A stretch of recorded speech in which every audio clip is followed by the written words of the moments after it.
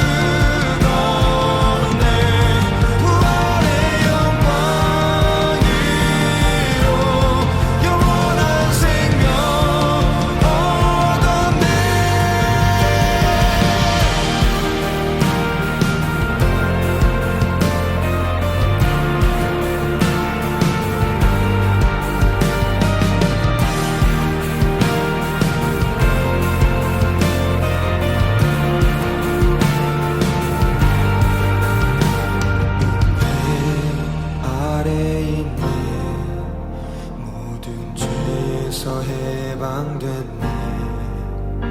사랑 안에 있네. 그 무엇도 끊을 수 없네. 은혜 안에 있네. 모든 죄에서 해방됐네. 사랑 안에 있네. 그 무엇도 끊을 수 없네. 은혜 안에 있네. 모든 죄에서 해방됐네. 사랑 안에 있네. 그 무엇도 끊을 수 없네. 십자가 죽음으로 나의 죄도 죽었네. 부활의 영광으로 영원한 생명 얻었네. 십자가 죽음으로 나의 죄도 죽었네. 부활의 영광으로 영원한 생명 얻었네.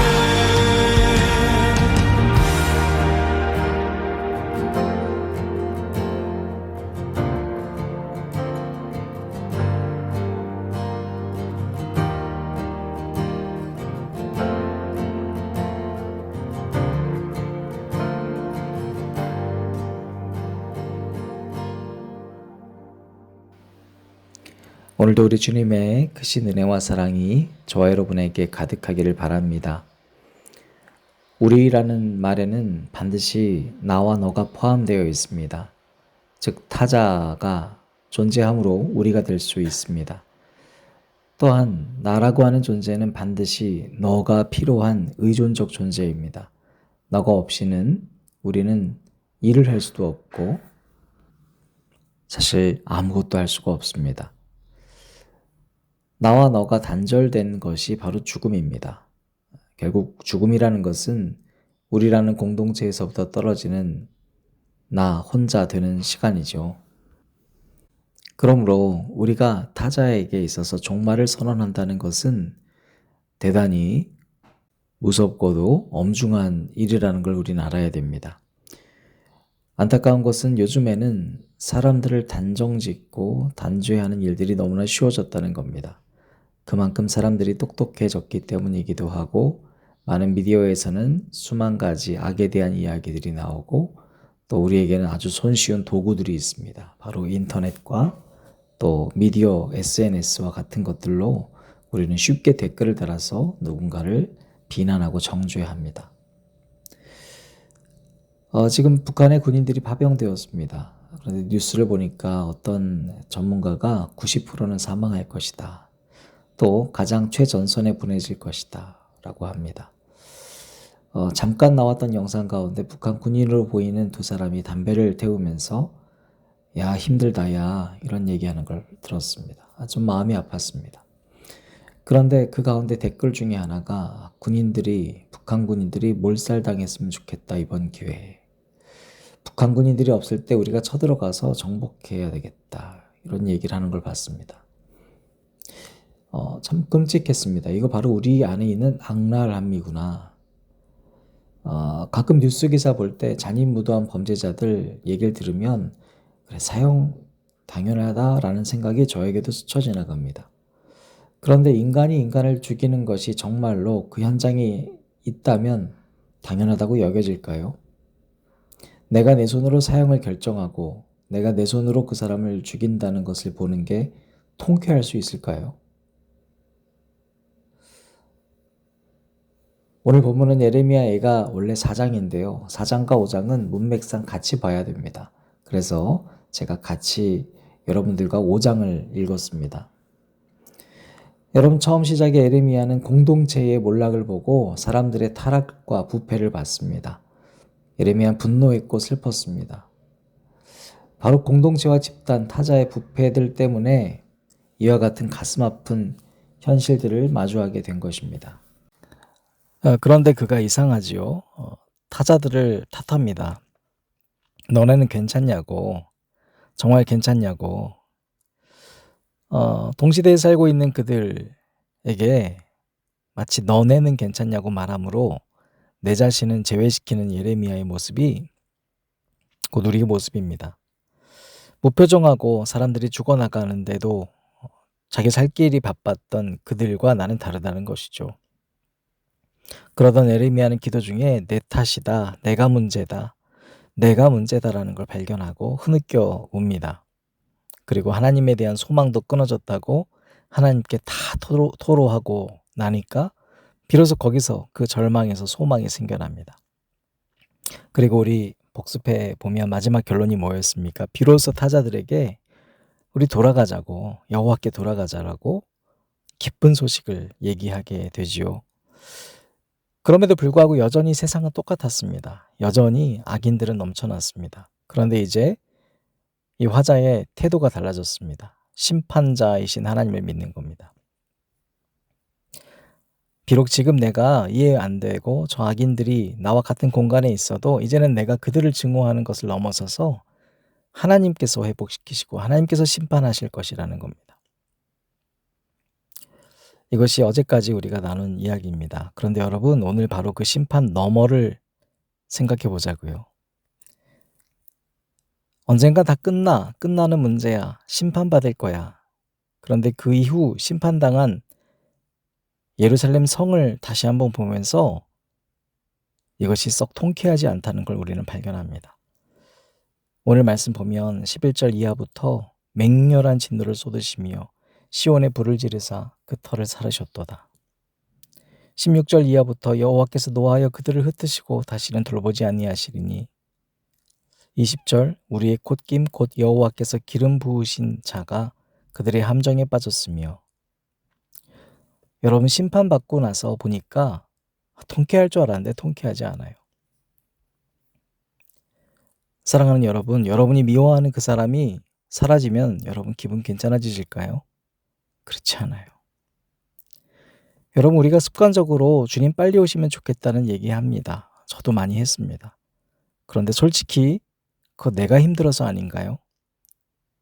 내가 힘들어서 그냥 주님 빨리 오시면 좋겠다라는 이야기가 사실은 누군가를 죽이는 이야기이진 않을까요? 너무 마음 아픈 일입니다. 그래서 5장을 보면 예레미야애가 5장은 20절부터 이하에 주께서 어찌하여 우리를 영원히 잊으시오며 우리를 이같이 오래 버리시나이까. 여호와여 우리를 주께로 돌이키소서. 그리하시면 우리가 주께로 돌아가겠사오니 우리의 날들을 다시 새롭게 하사 옛적 같게 하옵소서. 주께서 우리를 아주 버리셨사오며 우리에게 진노하심이 참으로 크시니이다. 그래서 화자는 마지막 예레미야 애가 5장에서 우리를 버리셨다라고 말하므로 멸망당하고 심판받은 이들 가운데 나를 포함시켰습니다. 그리고 절규합니다. 하나님 다시 새롭게 해주십시오. 다시 새롭게 해주십시오. 이렇게 간구하기 시작했습니다. 제가 새벽기도 준비하면서 어떤 분이 그걸 물어봤다고 하셨어요. 왜 하나님은 화를 잘 내시냐고. 하나님은 왜 그죠? 우리가 생각하기에 하나님 심판자 하나님이라는 이미지가 너무 강해요. 그런데 우리 출애굽기를 여러분 우리 읽고 있잖아요. 우리 수요예배를 들으신 분들은 알 거예요.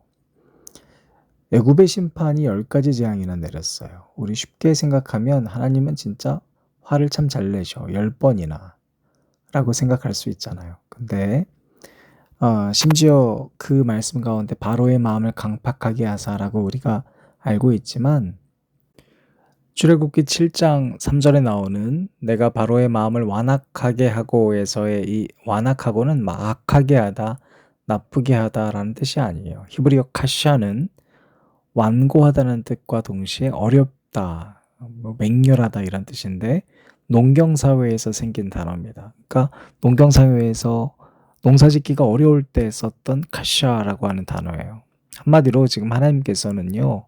바로의 마음을 어렵게 혼란스럽게 하기 시작하셨다는 거예요. 왜냐하면 바로는 자기가 신인 줄 알았거든요. 내가 태양신의 아들이니까 내가 말하는 대로 다 되는 줄 알았어요.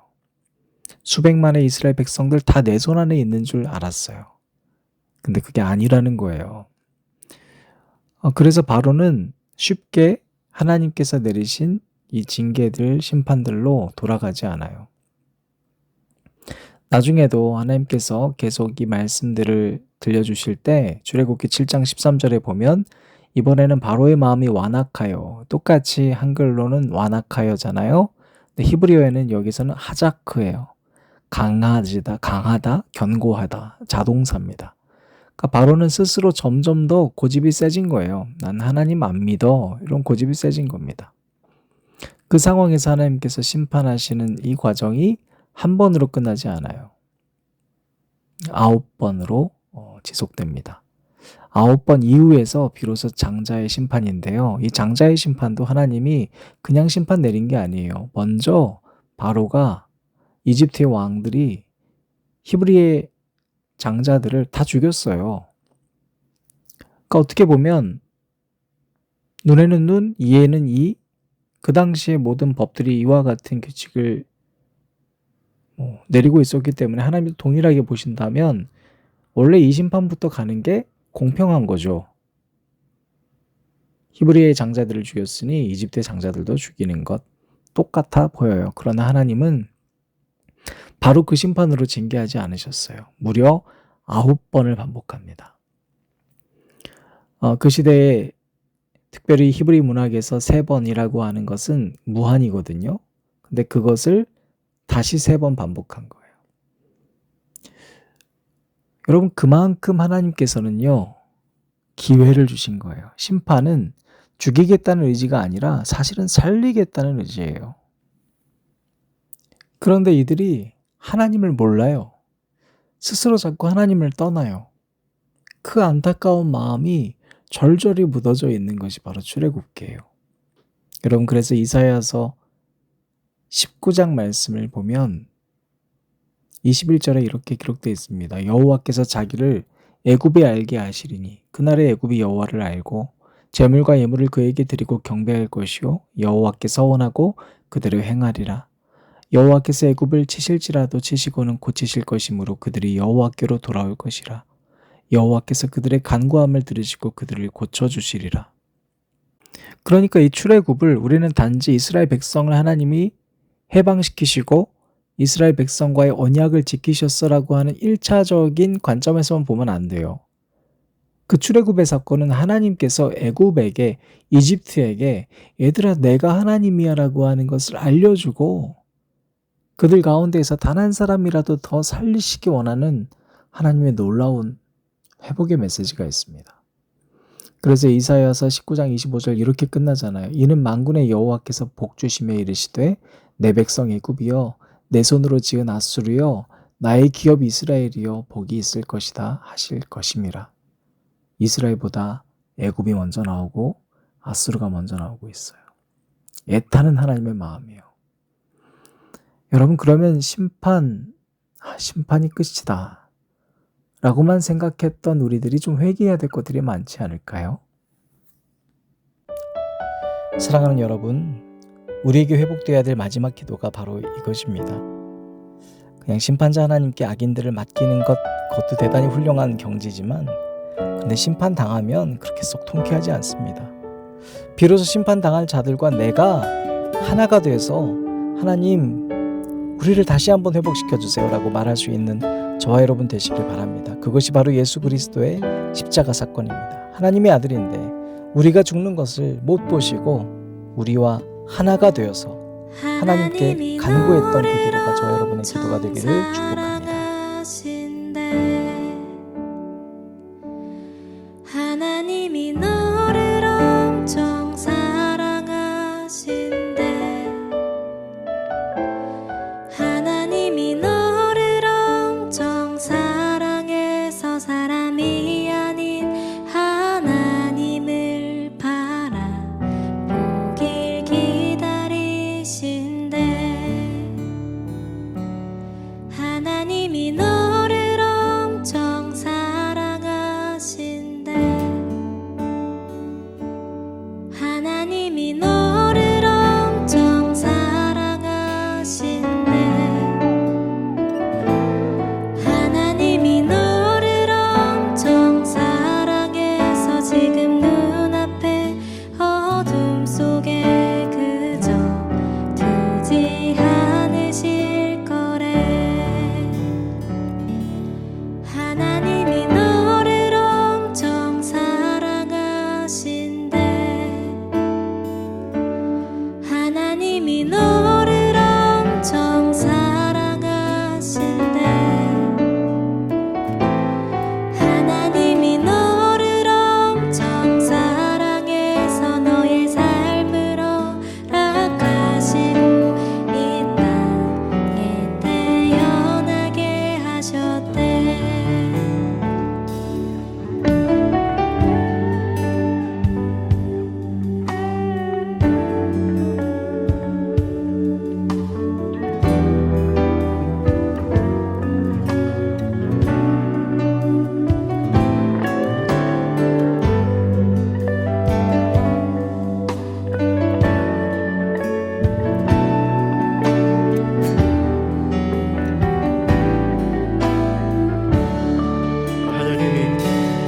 하나님이 너를 엄청 사랑하신대. 하나님이 너를 엄청 사랑하신대. 하나님이 너를 엄청 사랑해서 하나님이 너를 엄청 사람이 아닌 하나님을 바라보길 기다리신다.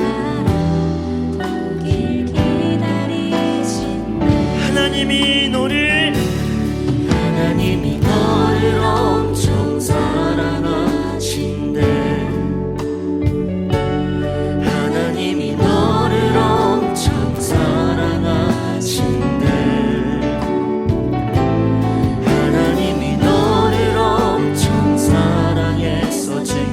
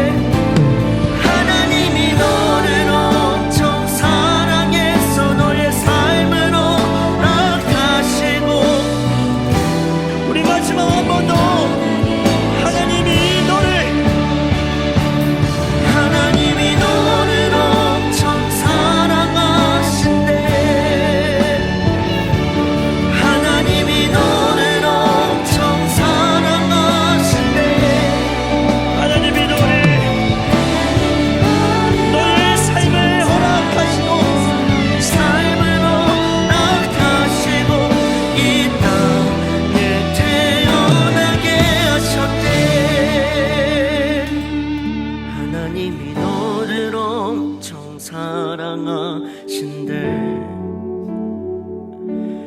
하나님이 너를 엄청